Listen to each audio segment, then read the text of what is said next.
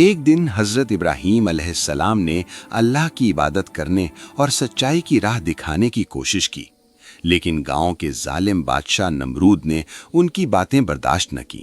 وہ غصے میں آ گیا اور حضرت ابراہیم علیہ السلام کو بہت بڑی آگ میں ڈال دیا۔ جب حضرت ابراہیم علیہ السلام آگ میں گئے تو سب لوگ ڈر گئے، لیکن اللہ نے ان کی حفاظت کا وعدہ کیا تھا۔ فرشتہ جبرائیل علیہ السلام نے آ کر آگ کو ٹھنڈا کر دیا اور حضرت ابراہیم علیہ السلام کو ایک دم سے محفوظ کر دیا۔ سب لوگ حیران رہ گئے کہ آگ میں بیٹھ کر بھی حضرت ابراہیم علیہ السلام بالکل سلامت ہیں۔ یہ اللہ کی طاقت اور ایمان کی عظمت کا واضح معجزہ تھا۔